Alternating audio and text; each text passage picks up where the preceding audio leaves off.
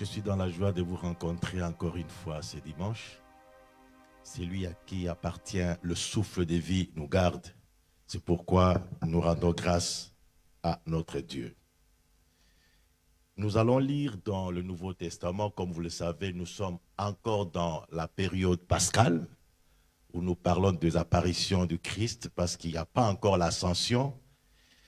Nous attendons l'ascension, nous lisons dans Jean, 21e chapitre, du 1er au 14e verset.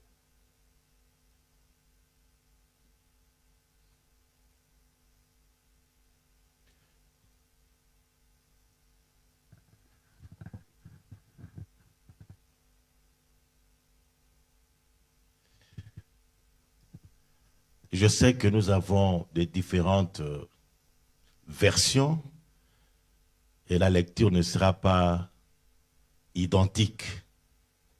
C'est pourquoi je vous prie de projeter vos regards vers l'écran et qu'ensemble nous puissions passer à la lecture. 1, 2, 3. Après cela, sur le bord de la mer de Tibériade, et voici de quelle manière il se montra.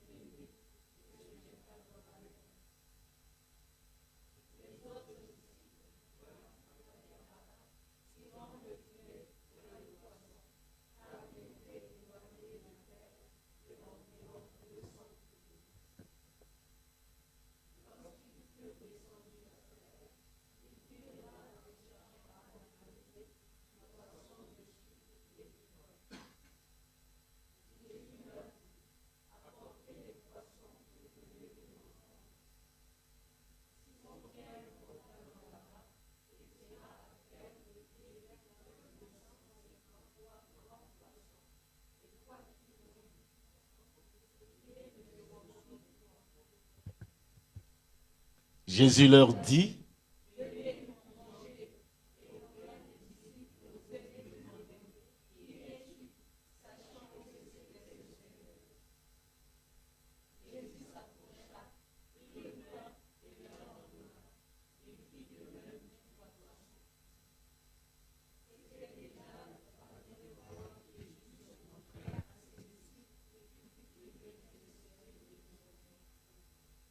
Amen. Seigneur, merci. Me voici comme un instrument, ô Dieu, dans ton amour et dans ta fidélité, tu as lancé une invitation et tes enfants ont répondu à cette invitation. Maintenant, ô Dieu, il t'appartient à toi seul de les servir, afin qu'ils reçoivent la nourriture qui vient de toi. Au nom de Jésus-Christ. Amen. Comme je venais de le dire, nous sommes encore en train de parler des apparitions de Jésus. Il est mort, il est ressuscité. Je le dis et je le redirai annuellement que ce n'était pas facile d'accepter la résurrection d'une personne. dans nos têtes et dans l'expérience de chacun et de chacune, lorsqu'une personne est enterrée, c'est fini. Non seulement c'est fini, mais cette personne devient, il traverse, il est dans l'autre camp. Et on n'aimerait même pas le rencontrer.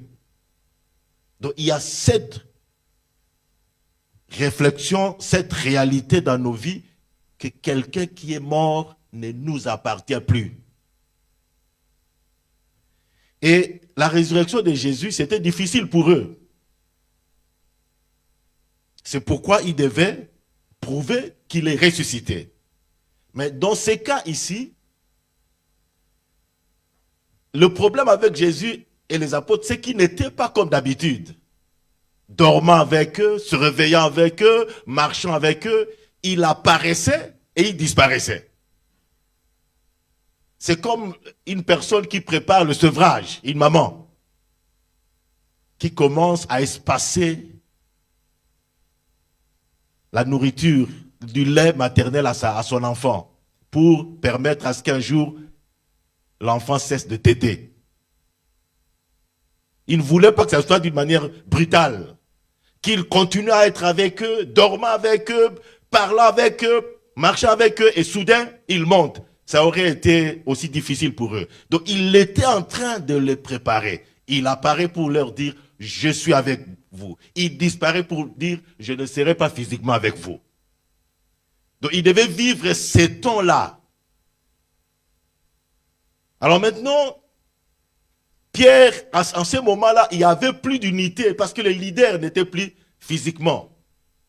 C'est Jésus qui rassemblait tout le monde. C'était l'unité. Mais avec le départ de Jésus, il n'y avait plus cette unité. Donc il y avait des groupuscules selon les affinités.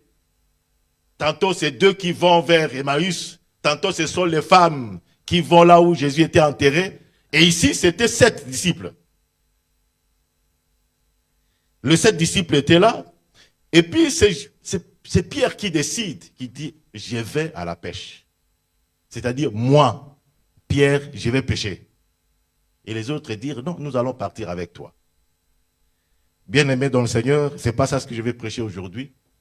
Mais il faut toujours faire attention à ce que vous dites et à ce que vous faites. Parce que souvent, nous chantons, je suis né pour influencer. Mais comment vous influencez? Est-ce positivement ou négativement? Chaque parole qui sort de votre bouche, chaque acte que vous posez peut influencer. Mais comment?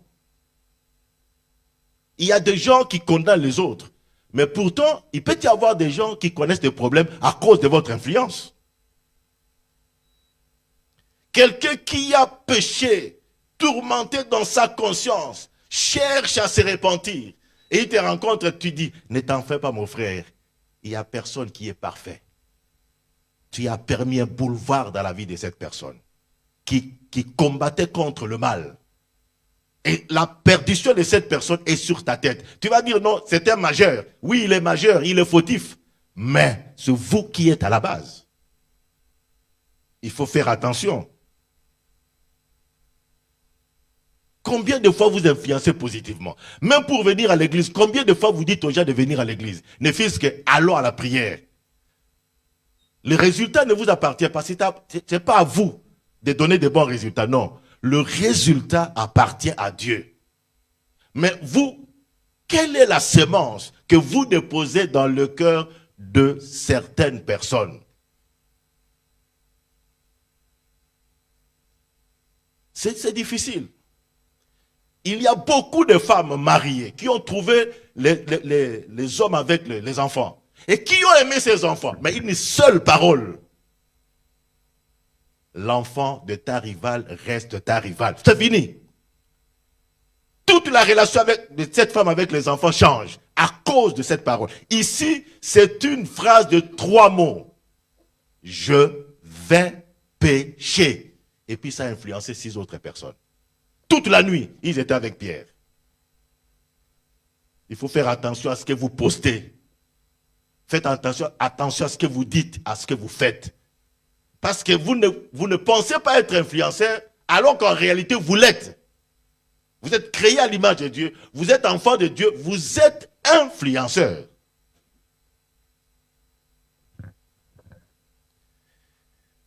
Et ils sont partis avec Pierre.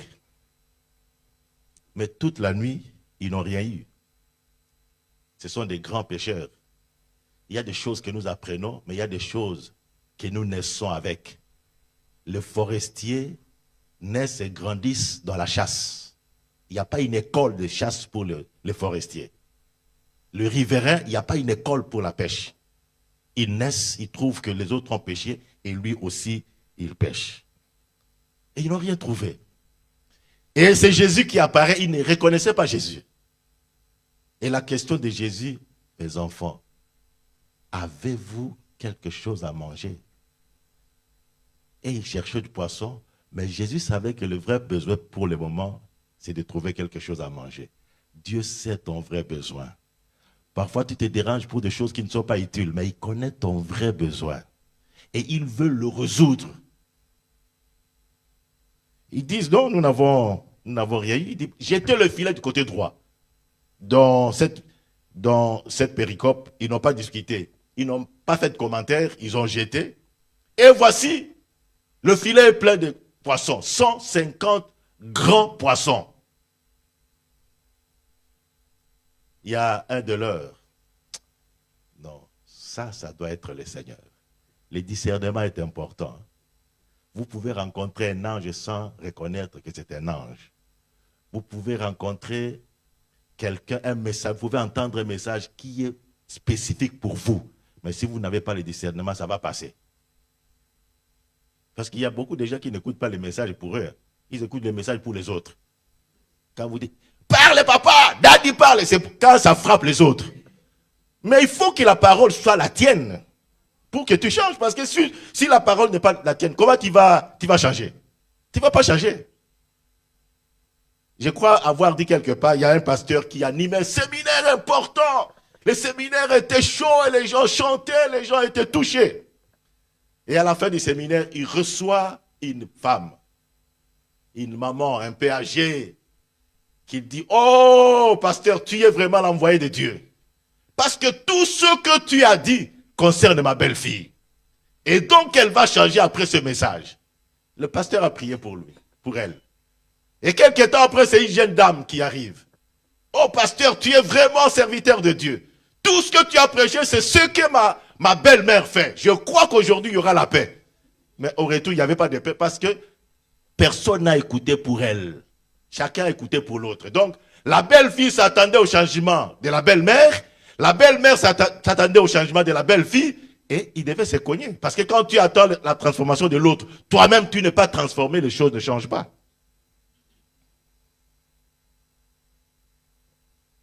Il a discerné. Il a compris. Et quand il a compris, il a dit à Pierre, c'est le Seigneur. On ne peut pas vivre avec le Seigneur comme s'il n'était pas présent. Dès lors que ça a été dit, Pierre a changé son accoutrement. Il a réalisé que Dieu est avec nous. Qu'est-ce que vous faites quand vous réalisez que Dieu est avec moi? Comment vous vous comportez? Vous allez dans un milieu où Dieu n'est pas glorifié. Est-ce que vous réalisez que Dieu est là, il te voit? Il y a des moments où les gens oublient que Dieu te voit. On a peur des êtres humains, mais on n'a pas peur de ce Dieu qui te voit. Il voit même le cœur. Quand tu souris en face de quelqu'un que tu hais, Dieu voit. Il voit. Donc cette prise de conscience est nécessaire pour la transformation. Si tu ne prends pas conscience que Dieu me voit, et parce qu'il me voit, si je continue à résister, il va révéler ce qui est dans mon cœur. Il va le révéler. Je te dis, ce qui est dans ton cœur là, que tu crois être caché. Un jour, si tu ne changes pas, il va révéler. Et les gens s'étonneront. Oh, donc nous n'avions pas compris, nous n'avions pas connu la face B de ces messieurs ou de cette dame. Mais il n'est pas là pour condamner, il est là pour vous aider. Mais il voit les cœurs. Quand vous saluez un frère ou une sœur, alors que dans ton cœur, il y a la sémence de la haine, répands-toi aujourd'hui, parce qu'il voit. Après avoir colporté contre un frère ou contre une sœur, tu vois, tu souris, Dieu voit. Tu le vois ou tu la vois, tu commences à sourire. Pierre était transformé, il a changé son accoutrement. Et puis finalement, Jésus était là, il a allumé le feu, il a mis quelques poissons sur le feu parce qu'il savait qu'ils avaient faim, ils étaient fatigués. Il leur dit, apportez ce que vous avez. Et dès lors que ils ont apporté ce qu'ils avaient, Jésus avait l'habitude de donner non seulement la coupe et le pain, ici il n'y avait pas de la coupe, il y avait le pain et le poisson. Il leur a donné. Et ils ont commencé à manger. Là, on ne se pose pas de questions. Quand on a la maturité, on sait comprendre que c'est le Seigneur. Ce n'est pas le Seigneur, c'est le Seigneur. On ne se pose plus de questions. Alors, chaque apparition de Jésus, ou même dans sa vie, constituait des enseignements profonds. Jésus enseignait aussi bien en parole qu'en acte. Ses actes étaient des enseignements. Et chaque fois qu'il apparaissait, même dans cette période pascale, c'était des enseignements. Ici, la leçon que Jésus donne et que nous devons garder, ce sont les avantages de l'obéissance à Dieu. Et c'est d'ailleurs le thème de ce message. Les avantages de l'obéissance à Dieu. Il leur a montré les avantages. Si vous laissez l'obéissance à Dieu de côté, il y a des conséquences. Si vous obéissez au Seigneur, il y a des avantages. Bien-aimés dans le Seigneur, si vous comprenez que vous êtes né de nouveau, c'est-à-dire vous avez une nouvelle vie. Comme nous dit 2 Corinthiens 5, 17, que la plupart de nous connaissons de mémoire, si quelqu'un est, il est toutes les choses, et voici toute chose est devenue nouvelle. Donc, cette nouvelle vie exige une nouvelle manière de se conduire. Le non-conformisme à cette nouvelle vie vous crée des problèmes à coup sûr. Un fœtus ne peut pas vivre de la même manière après la naissance que quand il était au sein de sa mère. C'est impossible. Le problème, c'est que les gens ne se conforment pas à cette vie nouvelle. Vous voyez, Pierre était un bon pêcheur et il gagnait sa vie au travers de la pêche. Mais dès lors qu'il a cru en Christ, c'est une nouvelle naissance. Il ne peut plus vivre la pêche sans le Seigneur.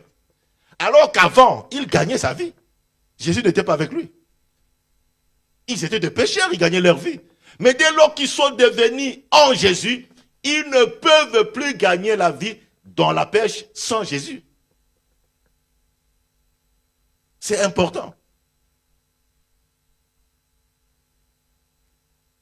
Vous savez, bien aimé dans le Seigneur, beaucoup de choses se passent dans la vie parce qu'il n'y a pas d'adaptation. Vous n'allez pas vous habiller très chaudement pendant l'été et bien vivre. Vous n'allez pas vous habiller légèrement pendant l'hiver et bien vivre.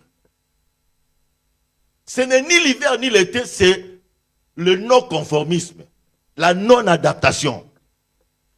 Un pasteur m'appelle du Canada, de notre église au Congo m'appelle du Canada, il est là, et puis il me dit maintenant nous sommes à moins 20. Bon, à moins 20, vous vous habillez comme ici à Agadir, mais vous mourrez. La non-adaptation de cette nouvelle vie, c'est une nouvelle vie. Et si vous ne vous adaptez pas, il y aura des problèmes tout à fait sérieux. Il y aura des problèmes. Vous savez, ma femme était une fille à l'époque qui se débrouillait bien, qui aimait l'autonomie. Mais dès lors que je l'ai épousée, tout ce qu'elle faisait ne réussissait pas. Tout. Sur le plan commercial. Tout. Parce que c'était une nouvelle vie. Moi-même, j'ai essayé beaucoup de fois. Et Dieu m'a dit, tu ne réussiras pas. Parce que moi, je n'aime même pas dépendre de l'église. Même aujourd'hui, je n'aime pas dépendre de l'église. J'aime dépendre de mes affaires. Mais Dieu m'a dit, dépends plutôt de moi. Et Dieu trouve que je suis incapable de m'occuper aussi bien du ministère que des affaires. Parce qu'il y a de ceux qui sont capables, de ceux qui sont appelés pour le ministère et pour les affaires. Mais moi, ce n'est pas le cas. Tout ce qu'on a fait d'ailleurs hier, on a fait un long voyage avec elle, on était en train d'évaluer combien de fois nous avons été escroqués. Combien de fois? Chaque fois que nous donnions l'argent pour les affaires, c'était parti. Toutes les fois, c'était parti. On vous escroque même 5 hectares de lopin de terre. Donc on ne vous laisse même pas un hectare. Tout est parti. D'abord, il reste 3 et puis 2, et puis fini. C'est fini. Tout cela, c'est parce que je devais m'adapter à la nouvelle vie. Et j'ai toujours dit que je n'ai jamais eu un salaire qui convient à mes besoins. Mais Dieu a toujours comblé. Il m'a toujours aidé. Et je ne compte jamais sur un quelconque salaire. Parce que mes besoins sont plus grands que ceux qu'on peut me proposer. Parce qu'on ne s'adaptait pas, on était en train de pleurer. Et cela pouvait créer même des inimitiés avec certains frères, sérieux d'ailleurs. Les enfants de Dieu nés de nouveau, mais qui vous bouffent l'argent. Au fait, ils ne bouffent pas. Mais le fait d'avoir pris l'argent qui est maudit parce que Dieu ne veut pas que cela fasse des affaires, vous mettez ça ensemble, fini. Si c'est les conteneurs disparaissent. Les autres reçoivent, mais toi, tu n'as rien. Tous les projets dans ce sens-là, tout simplement parce qu'il faut s'adapter. Dieu ne se fatiguera pas de toi. C'est toi qui vas te fatiguer de Dieu. Tu résistes à Dieu. Il va te poursuivre comme Jonas. Si Dieu t'appelle à être pasteur, tu le seras. Tu peux fuir où tu vas. Jusqu'à un jour, tu diras, pasteur, tu avais raison.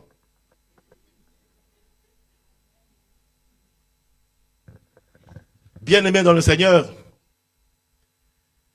un autre avantage, ce sont des bénédictions. Au temps voulu de Dieu. Deutéronome 28, de 1 à 2, nous parle de l'obéissance. Et la suite, ce sont les bénédictions qui en découlent. Et ici, nous voyons le cas. C'est par l'obéissance qu'ils ont été punis. Ils ont pu avoir 150 gros poissons. C'est par l'obéissance. Le temps de Dieu, par rapport à notre manière de voir les choses, des fois est très long par rapport à nous. Mais parfois, il est très bref. Ici, combien de temps ils ont jeté le filet? Ils ont jeté, puis ils ont eu 150 poissons. Parfois, c'est très bref. Et le problème, le comble ici, c'est beaucoup de personnes évaluent Dieu d'une manière séquentielle. C'est-à-dire Dieu, on ne l'évalue pas par étapes. Dieu donne la victoire, c'est à la fin que vous aurez la victoire. Il ne faut pas évaluer par étapes. Naaman a été jeté 6 fois, on n'avait rien vu dans son corps. Mais si c'était l'évaluation par étapes, on allait plus croire guérison égale, comme il a dit 7 fois, guérison égale plongée dans l'eau divisé par 7. Donc une fois, ce sont les bras. La deuxième fois, les pieds. La troisième fois, les troncs. La 4e fois, et ainsi de suite. Et la dernière fois, c'est la tête. C'est comme ça que l'homme imagine. Quand il avance, il pense qu'à chaque étape, il va avoir du succès. Non, le succès, la victoire de Dieu, c'est à la fin. À la fin, il faut persévérer jusqu'à la fin. Et quand vous arrivez à la fin, il est le Dieu qui peut faire que tu rattrapes tout ce que tu avais perdu. Tout ce qui avait fait que l'on se moque de toi, tu rattrapes parce que tu as été persévérant jusqu'à la fin. Ce n'est pas un certain moment. Nous voyons aussi les apôtres. Ils ont jeté le filet. Toute la nuit. Je ne sais pas combien de fois ils ont jeté. Ils ont changé même partout. Ils n'ont rien eu. Mais c'est à la fin. Je me suis toujours imaginé s'ils étaient à côté de certains péchés, ils pouvaient dire, ouh, ils n'ont rien. Là, ils commencent à manger, ils disent, non, nous ne vous donnons pas parce que vous n'êtes pas des bons pécheurs. Nous savons pécher. Non, nous sommes des maîtres ici. Ils commencent à voir. Ils n'ont rien. La dernière fois, pas 150 gros poissons, 10 fois plus que les autres. C'est comme ça que Dieu agit. Si vous êtes sur une bonne voie, il faut continuer jusqu'à la fin. Ne commencez pas à évaluer, bon, comme maintenant je n'ai rien de... Non, c'est pas ça. C'est à la fin que Dieu se montre Dieu. Et l'obéissance nous accorde le rapprochement avec Dieu. Dans Jean 14, 23, vous allez lire, ça nous rapproche de Dieu. quelqu'un qui n'obéit pas à Dieu, la conséquence c'est quoi? C'est que petit à petit, tu ne vas plus écouter Dieu. Ou même ta conscience, tu ne vas plus l'écouter. La première fois que l'on fait du mal, ta conscience parle très fort. Ne fais pas ça. Mais quand tu franchis la ligne, la conscience diminue. Ne fais pas ça. Tu franchis la ligne. Ne fais pas ça. Tu franchis la ligne. Il y a des gens qui n'ont plus de conscience. Qui font du mal en souriant. Qui planifient même le mal. Qui n'ont pas mal lorsqu'ils commettent des gaffes. Parce que la conscience est complètement détruite. À cause de la rébellion. Mais lorsque vous écoutez Dieu, vous permettez à votre conscience, vous permettez au Saint-Esprit à hausser la voix. Et pas comme ça, tu laisses. Vas-y. Et c'est comme ça. C'est au travers de la foi. Chaque fois que vous obéissez au Seigneur, vous permettez au Saint-Esprit d'hausser sa voix et d'avoir beaucoup plus de puissance. Chaque fois que vous désobéissez, vous permettez à la chair de pouvoir vous parler mieux que l'esprit. Et un autre avantage, c'est la paix intérieure. Vous pouvez lire dans Ésaïe 48, 18 et Jean 14, 27, la paix intérieure. Vous êtes des jeunes, beaucoup d'entre vous, vous êtes des jeunes, et je ne sais pas là où Dieu vous prépare, je ne sais pas exactement. Et je sais, je ne fais pas pour vous flatter. Je vous dis que vous serez de grandes personnalités. Je vous le dis. Mais là où vous serez, le jour où je ne serai plus en vie, à côté de mon cercueil posté, ce qu'il a prêché, je n'ai qu'un message, la foi qui produit la paix. Ça, c'est le message principal de ma vie. La foi qui produit la paix. Quand je fais le panorama rétrospectif de ma vie, je me dis même, comment est-ce que j'ai pu supporter de telles choses? Comment est-ce que je suis passé par là? C'est la paix de Dieu. La paix de Dieu qui surpasse tout. Si vous obéissez au Seigneur, il vous donne la paix. Et ça a été toujours un étonnement quand j'ai dit, mais comment est-ce que j'ai pu supporter de vivre avec des gens difficiles? Comment est-ce que j'ai pu supporter que l'on te dise qu'on t'a empoisonné et que je dise non, laisse-le. Comment est-ce que j'ai pu supporter? Et de ne même pas chercher qui m'a empoisonné. Parce qu'il y a une paix. C'est la paix de Dieu qui me convainc que Dieu existe. C'est la paix de Dieu qui me convainc que je suis converti. Parce que j'ai vécu avant ma conversion, je n'avais jamais eu cette paix. Et moi, quand les gens se battent pour la richesse de ce monde, qu'est-ce que la richesse va te donner sans la paix? La vraie paix. Et j'ai toujours pensé que si la paix était comme un repas, j'aurais partagé avec vous ces repas. Mais comme je ne suis incapable, c'est le Saint-Esprit qui donne, j'ai pris au Saint-Esprit de vous donner la paix. La vraie paix que Dieu donne. La paix qu'avait Daniel entouré des lions. La paix qu'avait Shadrach dans la fournaise de feu. C'est la paix que nous avons. Inexplicable. Alors que vous êtes entouré par des problèmes. Vous avez 1001 problèmes. Mais au-dedans de vous, il y a la paix.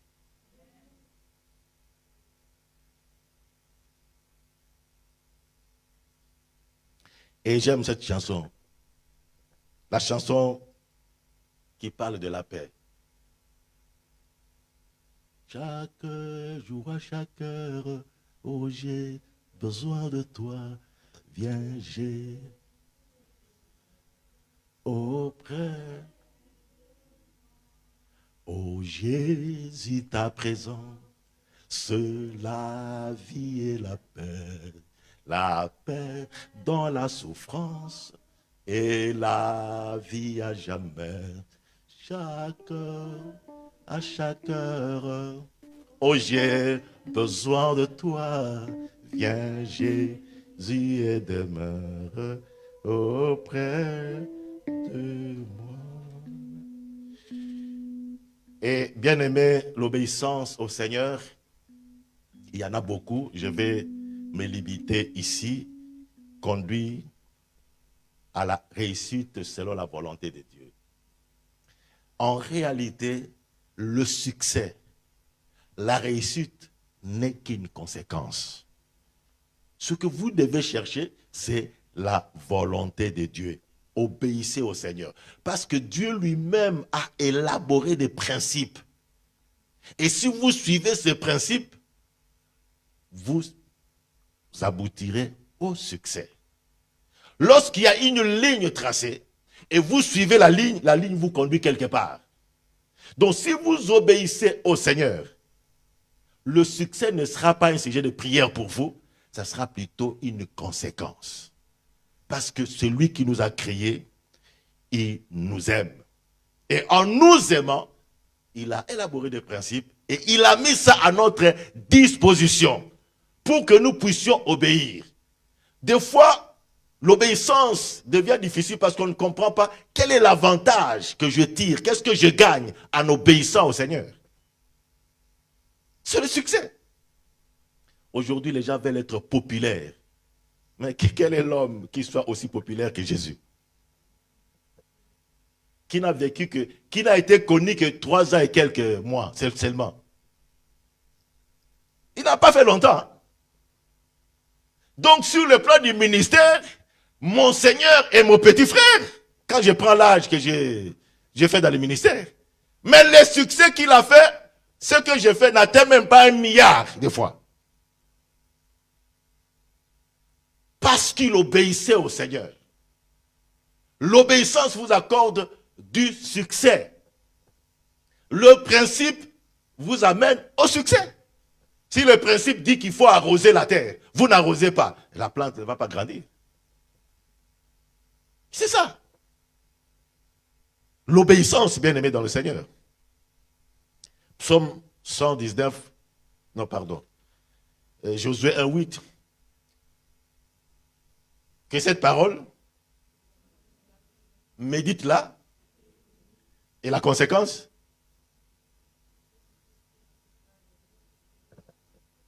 vous réussirez dans tout ce que vous allez entreprendre. Il y a des gens qui pensent que tu auras du succès dans tes entreprises. Il y a des versions qui parlent de tout ce que tu vas entreprendre. Il y a des gens qui pensent que tu sors, tu te réveilles le matin et puis tu vas entreprendre n'importe quoi, ça réussit. Non. C'est parce que déjà tu es conduit par le Saint-Esprit, parce que tu obéis. Et quand tu es conduit par le Saint-Esprit, tu fais ce que Dieu a planifié pour que tu réussisses. Et tu réussis parce que tu es avec lui. Tu marches avec lui. Jour et nuit, succès, succès, succès, succès. Obéissez au Seigneur. Vous n'allez pas suivre le succès, mais le succès va vous suivre. Vous n'allez pas chercher les bénédictions, mais les bénédictions vont venir vers vous. Vous n'allez pas parler de liens. Les liens vont être déliés à cause de l'obéissance. Bien-aimés dans le Seigneur, nous avons une autre activité. Il y a des points que je peux parler, mais je m'arrête ici. Nous avons un autre dimanche, mais nous avons une activité importante. J'aimerais m'arrêter ici. Mais ce que j'aimerais vous dire, obéissez au Seigneur en détail. C'est pour votre avantage. Si vous n'obéissez pas au Seigneur, c'est vous qui vous détruisez. Ce n'est pas Dieu. Un homme a écouté le complot contre son frère de la famille élargie. Et il vient, il lui dit, ne mange pas. C'est que on va te servir. Ça sera empoisonné. Ne mange pas. Et le monsieur n'a pas écouté le conseil. On lui a servi. Et il a mangé. Il s'est dit, mais comment il peut me dire de ne pas manger ce qui est très bon comme ça? C'est un bon repas. Mais le poison ne se fait pas sentir par la langue. Vous pouvez avoir, vous pouvez bien manger, mais la nourriture est empoisonnée. Il y a du poison dans le péché. Il y en a. Tu as le goût, la joie. Tu te plais, tu chantes, tu danses, tu racontes même. Mais il y a le poison. Le poison retardé. Il y a du poison. Chez nous, c'est un coin où il y a beaucoup de poison. Maintenant, parce que maintenant, il y a beaucoup de poison. Retardé. Le poison retardé, c'est un poison qui peut te tuer dans 2-3 ans. C'est-à-dire la personne qui t'empoisonne veut effacer des traces. Comment peux-tu te souvenir de ce que tu as mangé il y a 3 ans? Non. Tu ne vas pas te souvenir. Tu pars, tu quittes même les lieux. Et puis le poison te ronge petit à petit jusqu'à ce qu'il détruise les organes et tu meurs. C'est ça le péché. Le péché que tu gardes, ça ne ronge pas Dieu, ça ne ronge pas l'église, ça ne ronge pas tes parents, ça ne ronge pas le voisin, ça te ronge. Et prends la décision. Ce n'est pas qu'on te flatte, Dieu n'a rien à te flatter, c'est lui qui t'a créé. Un seul mot qui vient de sa bouche suffit pour qu'il t'écrase. Mais son amour fait qu'il te dise, abandonne ce chemin. Abandonne. Abandonne. Oh. Abandonne. Laisse. Réponds-toi. Et parfois tu peux dire, mais comment je peux me repentir? Prends une décision. Oh non, pasteur, c'est la dernière fois. C'est ça ce que ton cœur dit. Cette semaine, c'est la dernière fois. La dernière fois là, c'est la foi qui tue. Abandonne. Et crois au Seigneur. Obéis au Seigneur. Et il va faire pour toi ce qu'il a préparé. Inclinons nos têtes pour la prière.